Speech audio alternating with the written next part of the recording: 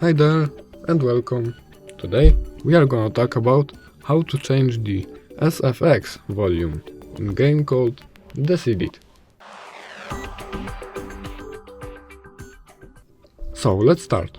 First of all, we need to open up settings. Now click on audio.